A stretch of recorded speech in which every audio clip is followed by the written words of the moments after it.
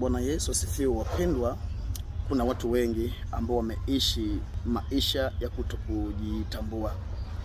Ninapenda niambie mtu mmoja kwamba umependwa na Mungu. Hailishi wewe ni mlemavu, hailishi wewe ni maskini, hailishi wewe ni unaishi katika maisha gani, lakini umependwa na Mungu. Unajua sisi sote katika ulimwengu huu tuko viumbe vya Mungu. Na kila kiumbe cha Mungu, Mungu alikiumba akisema ni vema.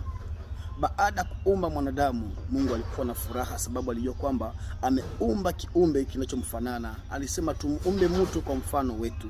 Hivi mahali ulipo pale mpendwa, wewe ni mfano wa Mungu. Na Mungu hawezi kuacha mfano wake uharibike, uhaibike ama uweze kudharauliwa. Lazima Mungu atakutetea, Mungu atakupigania. Ndio maana napenda kuambia kwamba ujipe moyo. Tafuta uso wa Mungu usiku na mchana. Najua huyu Mungu ambaye amekuumba kwa mfano wake hataweza kuachilia katika shida unazozipitia, na Mungu aweze kukulinda na kukubariki. Amen.